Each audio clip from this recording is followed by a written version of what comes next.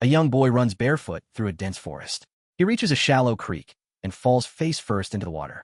A group of armored samurai finds him lying in the creek. One samurai, Oishi, moves toward the boy. The boy grabs Oishi's sword. Lord Asano steps forward and orders the boy brought back to AKO.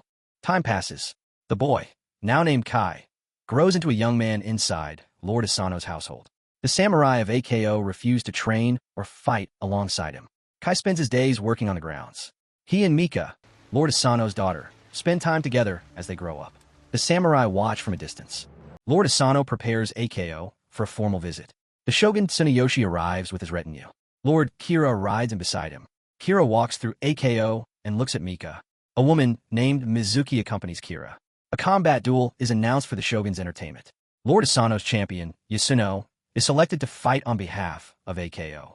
Mizuki walks through the area where Yasuno is preparing for the duel. Yasuno collapses. Kai watches from outside. He walks to where Yasuno's armor is kept. He puts on the armor. He walks into the arena. Kai fights Kira's champion in the arena. The shogun watches from his seat. Kai holds his own through several exchanges. Partway through the fight, his armor is pulled back and his face is visible. Kira speaks to the shogun. The shogun stands and declares Kai must be put to death. Mika steps forward and speaks to the shogun. The shogun sits back down. Kai is removed from the arena. Mizuki stands near Lord Asano inside the palace. Asano draws his sword and attacks Kira. Kira falls wounded. Guards rush in and restrain Asano. The shogun convenes a judgment. Asano kneels on a mat with a blade in front of him. He performs seppuku. He dies. The shogun transfers AKO to Lord Kira. Kira demands Mika as his bride. The shogun grants her 1 year of mourning. The samurai of AKO are declared Ronin. Kira's men throw Oishi into an outdoor pit. Kai is taken away by Kira's men and transported to another location. Mika stands in AKO as the gates close behind her. The seasons change on screen.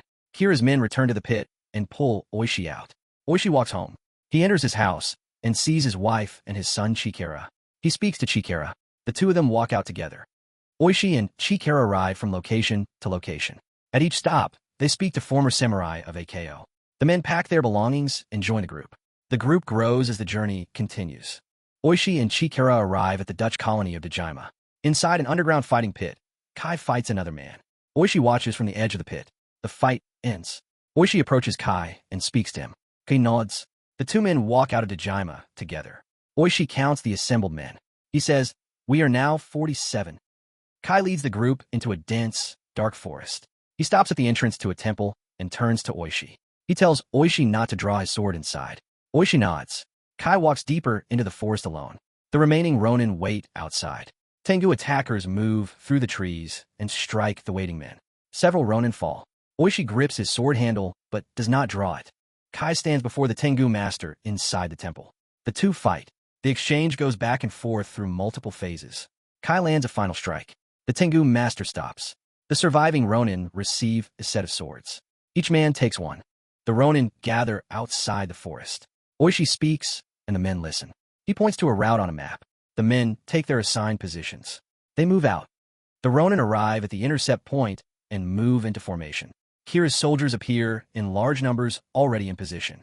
Combat breaks out. The Lovecraftian samurai moves through the Ronin formation. Men go down. Mizuki picks up Oishi's sword from the ground and carries it to Kira. She holds it up in front of Mika. Kira takes it. Oishi and Kai walk away from the battle site with the surviving Ronin. On the road, a troupe of traveling performers approaches. The performers stop. Oishi walks up to them and speaks. The performers nod. The performers enter AKO through the main gate with Kai and Oishi hidden among them. The rest of the Ronin scale the outer walls and move through the compound, taking down guards. Inside the main hall, a wedding ceremony is in progress. Kira stands at the front. Mika stands beside him. The performance begins. Oishi moves through the crowd in disguise. Oishi's face is seen by one of Kira's guards. Fighting breaks out in the hall. The Ronin breach the walls from outside, and the battle spreads across the compound. Kira grabs Mika and runs. Mizuki moves through a side corridor. The Lovecraftian samurai enters the hall. A Ronin throws a bomb. It hits the Lovecraftian samurai and it explodes. Kira runs through a corridor with Mika beside him. Mika pulls out a knife and lunges at Kira. Gahiv. Mika runs. Kai follows Mizuki into an open space. Mizuki's body shifts and expands. She takes the form of a large dragon. Kai fights the dragon. He strikes a killing blow. The dragon collapses and reverts to Mizuki's form. She is dead. Oishi corners Lord Kira in a room inside the compound. Kira speaks. Oishi draws his sword and kills him. He takes Kira's head and carries it to Lord Asano's grave marker. He places it on the ground in front of the stone and bows. The surviving Ronin stand around the grave. The surviving Ronin stand before the shogun's court. The shogun sits at the front of the room. Oishi speaks. The shogun listens. The shogun delivers his ruling. The Ronin are to perform seppuku and be buried alongside Lord Asano. The shogun calls Chikara forward and tells him he is spared. The Ronin line up in formal ceremony. Each man performs the ritual one by one. Kai is among them. The ceremony concludes.